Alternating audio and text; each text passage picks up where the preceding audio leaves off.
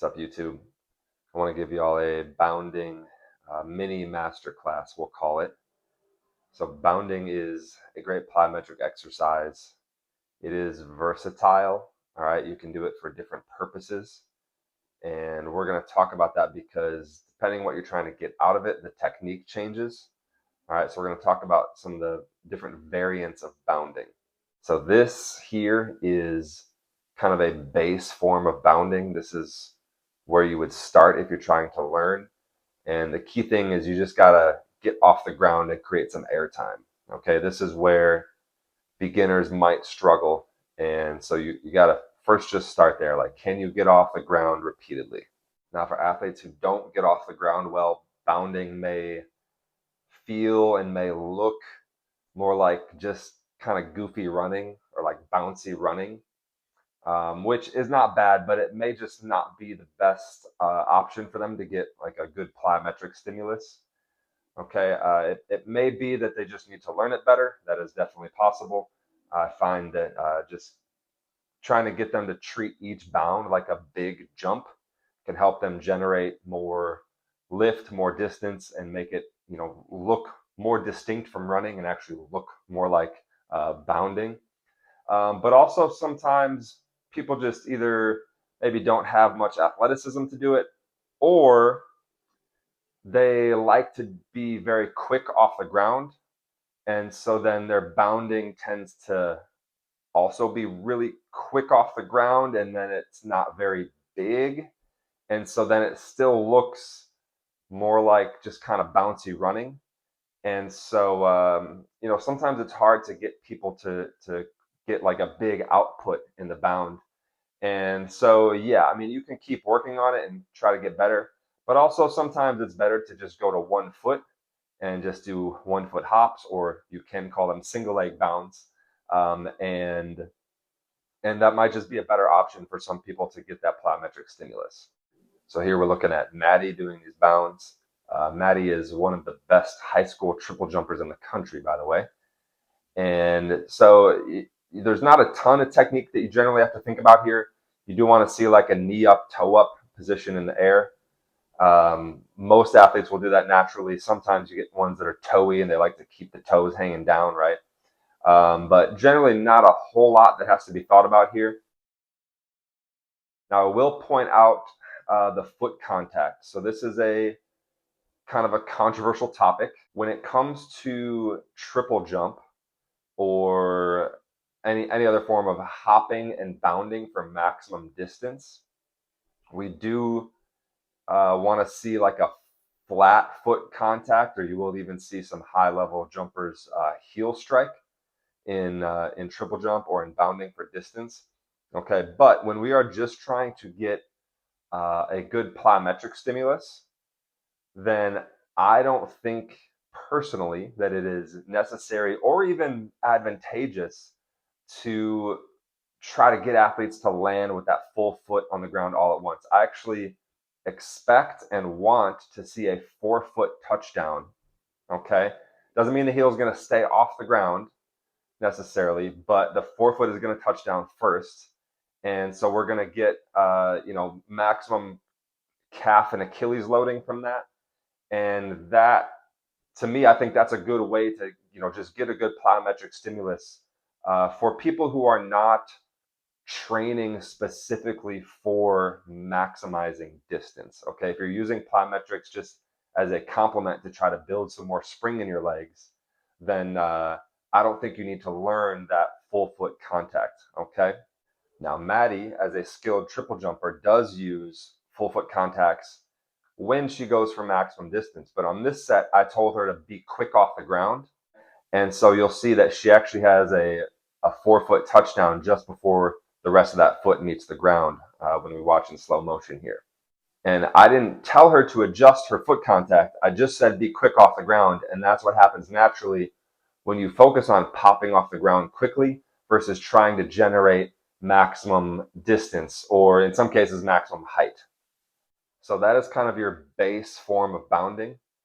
That's where you start out trying to learn it. And again, you're just trying to make sure you're able to get off the ground and create some airtime repeatedly.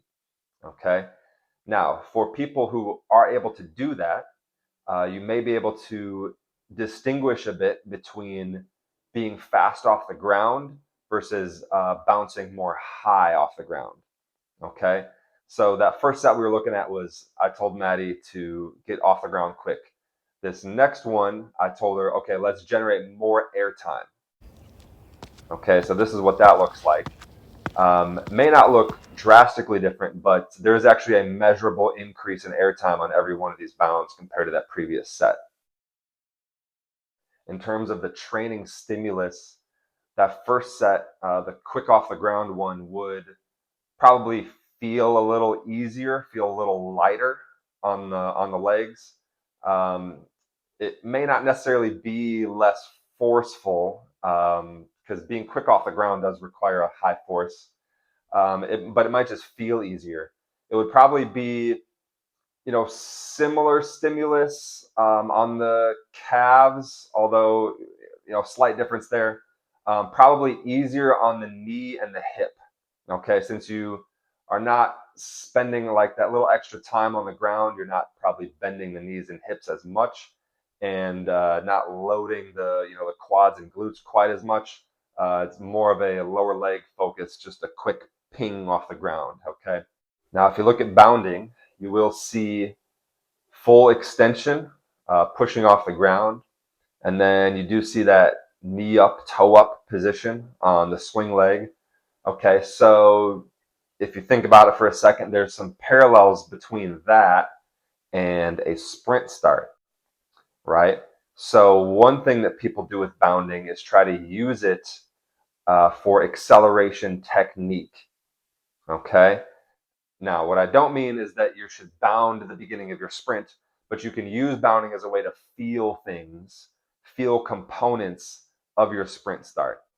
So for that purpose, typically, a coach might tell somebody to deliberately pick up the knee, keep the shin angle closed, meaning you don't reach your foot out, and then deliberately strike down and back at the ground.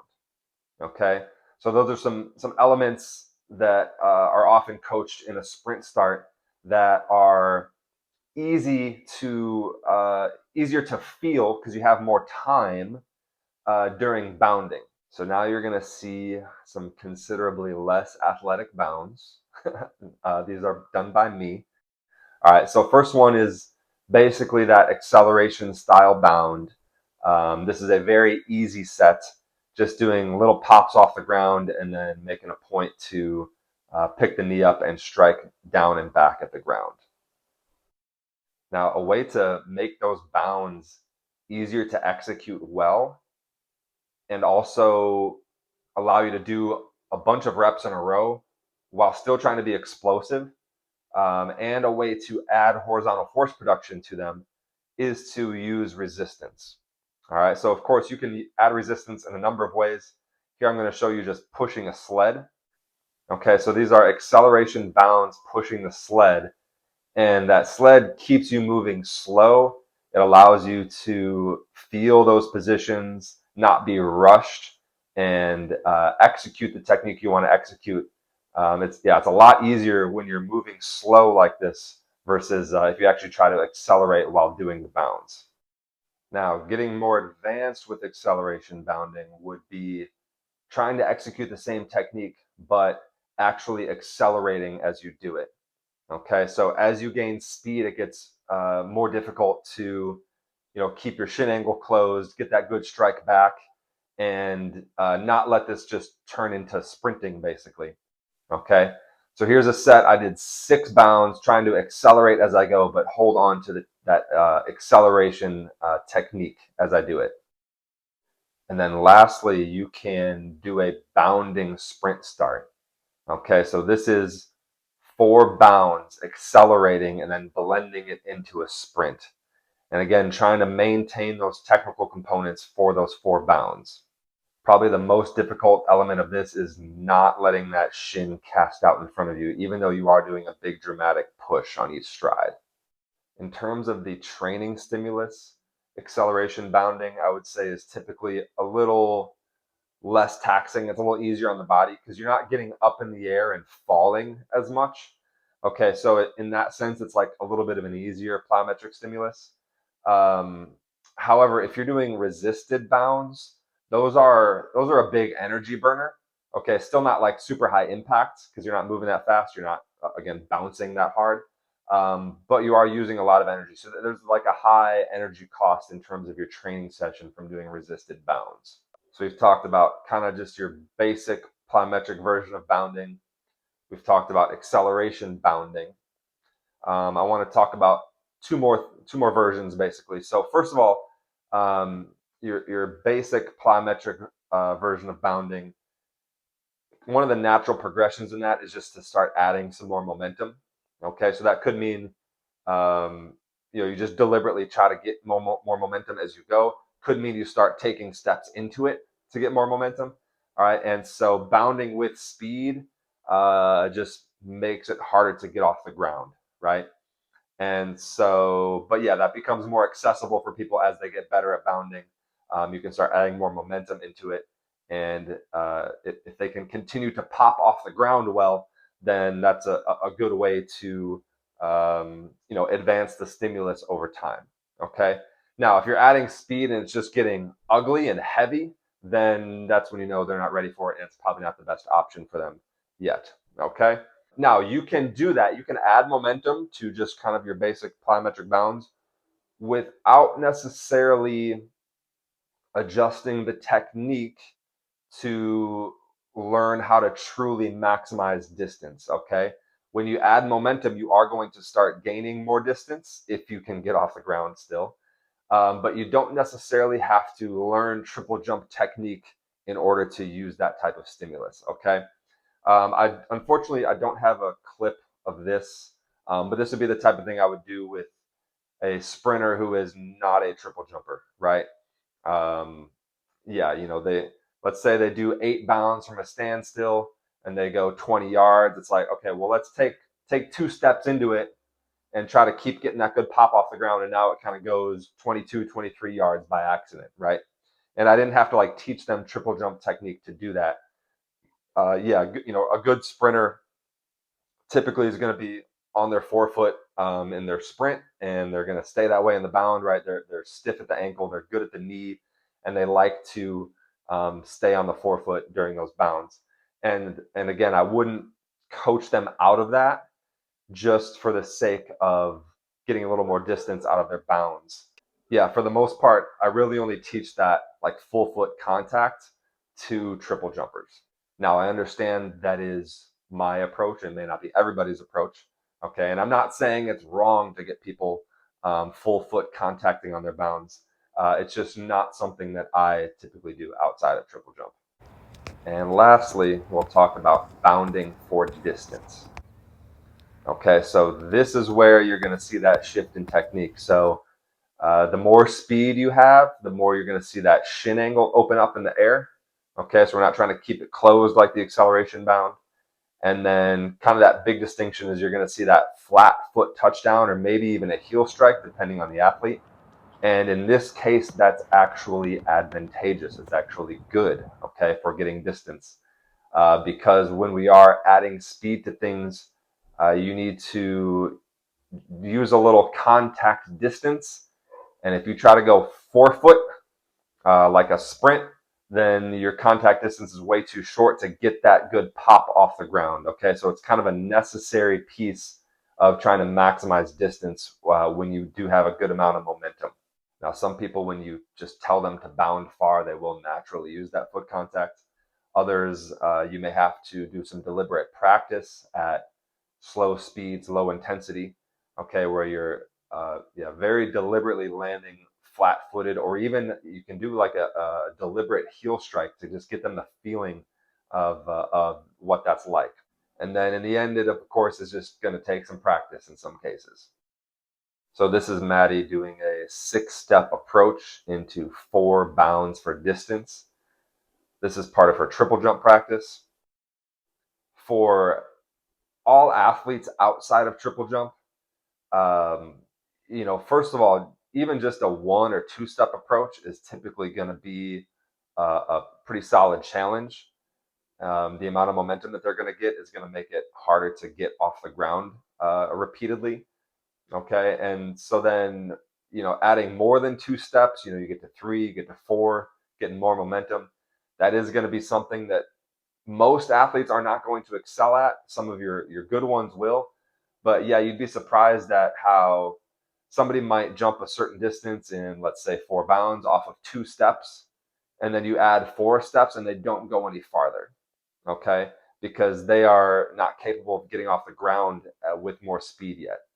Okay, so yeah, like the big approach speed, I mean, 6 steps. For Maddie, that's not that fast because she's a triple jumper. She's used to 14 steps going into a triple jump. For most athletes, 6 steps is probably beyond what they're even capable of utilizing.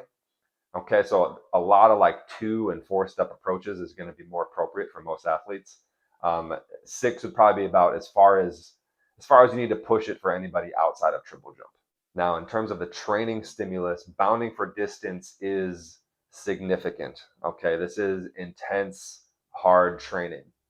On the calf and Achilles, it's definitely different with that different foot contact. I don't know if I can say that it's easier on the calf and Achilles, but just different and still hard, probably. But then at the knee and hip, definitely a significant stimulus here because it's kind of a combination of speed, falling into the ground vertically. Plus, you do have, just a little bit more than knee and hip bend where you're loading those muscles more. So, yeah, this is intense loading. This is the type of thing that can make your hips sore the next day, like your hip abductor muscles.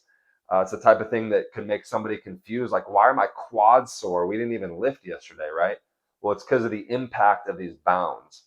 Okay, so this is a significant stimulus. In a session is not high volume. I'd say, again, for a non-triple jumper, somebody who's doing this just as a complimentary thing, 3 sets of 6, something like that. Like it's over pretty quick, and you will see if you try to do more, it tends to go downhill pretty quickly as well. Okay, so those are the forms of bounding I wanted to go over.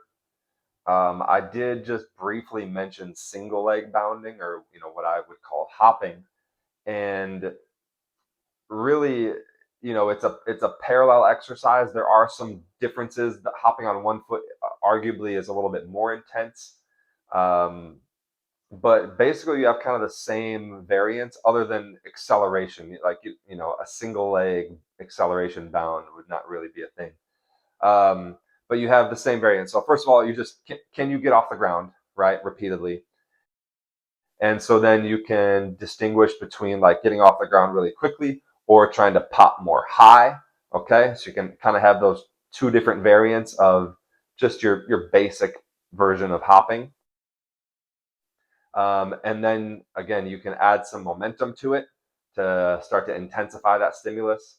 And you can do that without necessarily learning, again, the triple jump technique, the big leg cycle, the flat foot contact. Like you don't really have to learn those things in order to just add some amount of momentum to hopping. And then, of course, you have hopping for distance, where all those same things apply. You have to start learning the kind of that triple jump technique, cycling the leg through, getting it out in front of you, and attacking back at the ground, and then using that full foot contact or even that heel to toe rolling type of contact.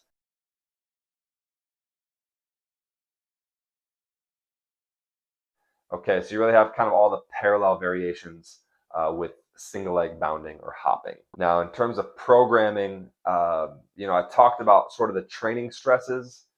And so with those things in mind, like any intense version of bounding, whether it's doing the plyometric with momentum or if you're doing bounding for distance, both of those are substantial hard training stimuli.